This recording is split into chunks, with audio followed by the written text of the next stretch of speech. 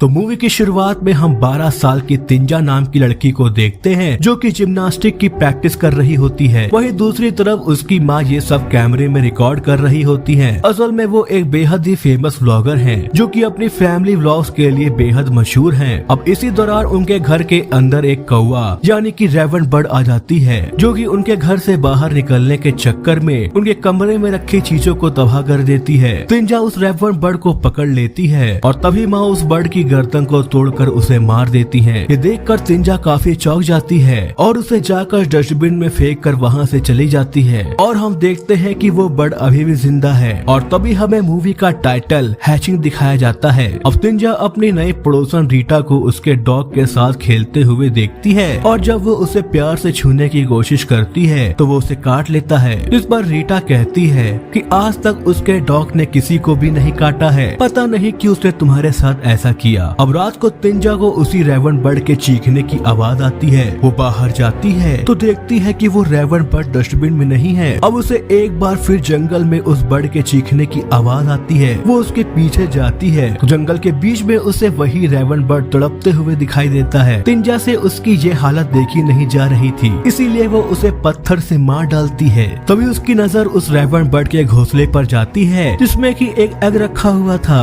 और शायद Raven bird इसलिए तड़प रही थी कि उसके बाद उसके बच्चे का क्या होगा। वो उसे उठाकर अपने पास ले आती है और उसे गर्म रखने के लिए टेडी बियर से ढक देती है। अगले दिन प्रैक्टिस के दौरान तिंजा ठीक से परफॉर्म नहीं कर पा रही थी। उसकी कोच उसे मोटिवेट करती है और कहती है कि तुम आने वाले कंपटीशन तक अच्छा परफॉर्म करना सीख जाओगी। अब तिंजा घर आती है तो वो अपनी मॉम का एक दूसरे इंसान के साथ अफेयर देख लेती है। उसकी माँ कहती है कि उसका नाम टैरो है जो कि यहाँ बस उसके काम में मदद करने आया है। अब उसकी माँ रात को तिंजा को अपने और टैरो के रिश्ते के बारे में समझाने की कोशिश करती है और कहती है कि जब हम बड़े होते हैं तो हमारे पास कुछ खास दोस्त होते हैं और वो उसे ये बात सीक्रेट रखने को कहती है, जिस पर तिंजा अपनी माँ की खुशी के लिए ये बात मान जाती है। अब उसकी माँ बिजनेस ट्रिप के बहाने से टैरो के घर जाती है। तिंजा देखती है कि वो एक नॉर्मल से ज्यादा बड़ा हो गया है, यानी कि वो रेवन बर्ड का अंडा नहीं है और उसे छुपाने के लिए उसे टेडी बियर के अंदर छुपा देती है। अब कुछ दिन के बाद जब तिंजा उस एग को छूती है तो उसमें से लाल कलर की लाइट ग्लो करती है और हम उस क्रिएचर को देखते हैं जो कि रेवन बर्ड तो बिल्कुल नहीं दिख रहा था। इधर तिंजा की माँ उसे बताती है कि वो टैरो को लेकर काफी ज्यादा सीरियस है और वो उसके फादर से डिवोर्स लेकर टैरो के साथ रहेगी। इस बार तिंजा काफी दुखी हो जाती है और उस एग के पास जाकर रोने लगती है जो कि अब काफी बड़ा हो गया था। और तभी तिंजा का एक आंसू उस पर गिरता है और वो एग उसको सोख लेता है और फिर एग टूटने लगता है। उसमें से एक अजीब सा हाथ निकलता है जिसको देखकर तिंजा डर जाती है और कबर्ड में छिप जाती है। अब हम उस क्रिएचर को देखते हैं जो कि काफी अजीब था और किसी भी तरह से रेवन बर्ड तो नहीं लग रहा था। अब वो तिंजा को कबर्ड में देखता है और फिर वहाँ से चला जाता है। अगली सुबह तिंजा देखती है कि खिड़की के कांच तोड़ने की वजह से वो क्रिएचर काफी घायल हो गया था, जिसकी वजह से उसका खून उस कांच पर लगा हुआ था।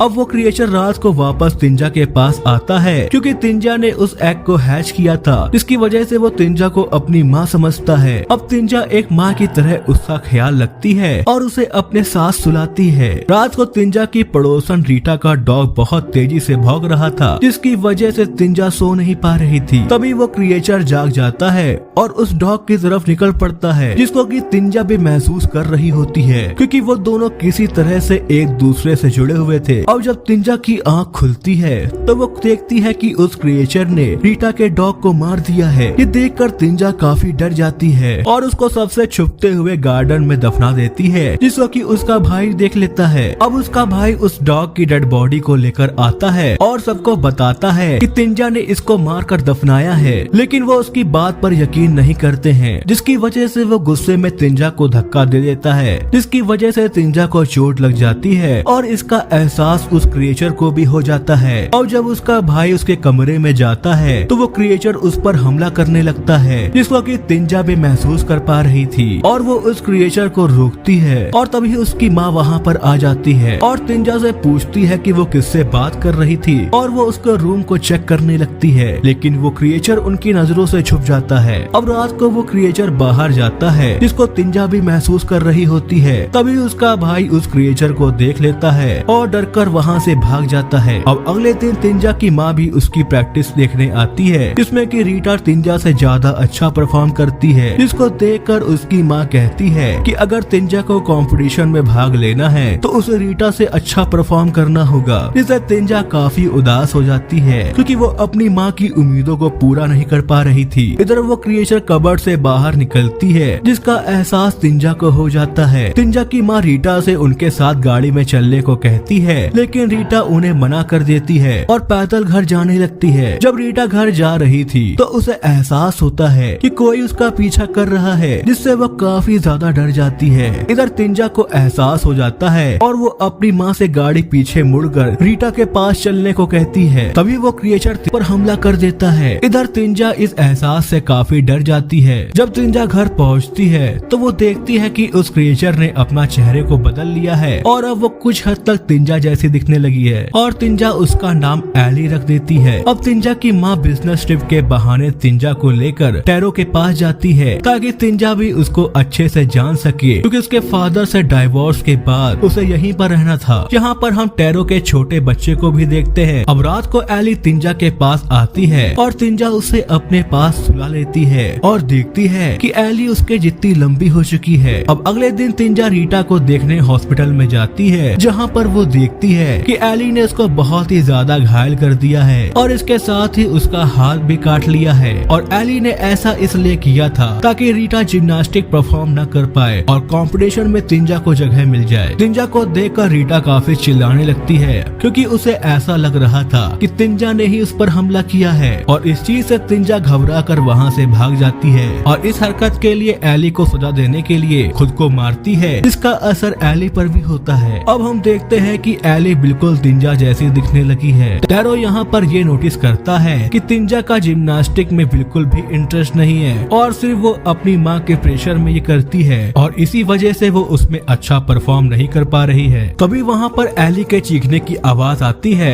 और तिंजा उसके पास चली जाती है। टैरो तिंजा के रूम के पास जाकर उससे पूछता है कि सब ठीक है और वो अंदर आने की कोशिश करता है, लेकिन तिंजा उसे दरवाजा खोलने से रोकती है, लेकिन वो इसमें नाकामयाब होती है। टैरो एली को देखता है, लेकिन उसे लगता है कि वो तिंजा है और तभी एली उस पर हमला करने जाती है, लेकिन तिंजा दरवाजा बंद कर देती है, जिसकी वजह से टैरो का हाथ घायल हो जाता है और वो अपनी इस हरकत के लिए टैरो से माफी मांगती है, जिस पर टैरो उसे माफ कर देता है। अब तिंजा और उसकी माँ कंपटीशन के लिए जाते हैं, जहाँ पर तिंजा को एहसास होता है कि एली टैरो के बच्चे को नुकसान पहुँचाने वाली है। इधर एली धारदार हथियार लेकर उस बच्चे को मारने के लिए उसके पास जाती है, जिसकी वजह से तिंजा उसे रोकने के लिए जानबूझकर गिर जाती है और उसके हाथ में चोट लग जाती है, जिसका एहसास एली को भी होता है और उसके हाथ से वो धारदार चीज गिर जाती है, जिसकी आवाज सुनकर टैरो रूम में आता है और वो एली को देख लेता है और उसे ऐसा लगता है कि वो तिंजा है जो कि उसके बच्चे को मारना चाहती है। और जब वे घर वापस जाते हैं तो वो उसे वहाँ से जाने को कहता है और कहता है कि तिंजा का इलाज कराओ, लेकिन उसकी माँ कहती है कि वो अभी कंपटीशन से ही आ रहे हैं, लेकिन टैरो उसकी बात पर यकीन नहीं करता। अब घर आने पर एली वापस से तिंजा के रूम में आने की कोशिश करती है, लेकिन तिंजा उसे रोक देती है। अब जब तिंजा की माँ एली को तिंजा समझकर उसके बालों को कॉम्ब कर रही थी, तभी उसके कुछ बाल उखड़ जाते हैं, जिसकी वजह से एली उन पर हमला कर देती है। तभी तिंजा आकर अपनी माँ को बचाती है। उसकी माँ एली को देखकर काफी हैरान हो जाती है। तिंजा एली को डांट कर वहाँ से भगा देती है और वो अपनी माँ को बताती है कि उसने एक एग को हैच किया था, जिसमें से एक क्रिएचर निकला था जिसने कि मेरा रूप ले लिया और जो कुछ भी अजीबोगरीब अब तक हुआ है उन सब के पीछे एली का ही हाथ है और वो इन सब चीजों से काफी परेशान हो गई है और वो एली से पीछा छुड़ाना चाहती है। अब तिंजा की माँ एली को मारने के लिए तिंजा के रूम में जाती है, जहाँ पर एली तिंजा की माँ पर हमला कर देती है, लेकिन वो किसी तरह उससे खुद को बचाती है और जब वो उसे मारने जाती है तभी तिंजा बीच में आ जाती है, जिसकी वजह से चाकू तिंजा को लग जाता है और उसकी वहीं पर मौत हो जाती है। लेकिन तिंजा का खून एली के मुंह में चला जाता है, जिसकी वजह से वो बोलने लगती है और वो तिंजा की मदर को माँ कहकर बुलाती है और इस चीज से उसकी माँ काफी खुश हो जाती है, यानी कि अब एली तिंजा बनकर उनके साथ रहेगी।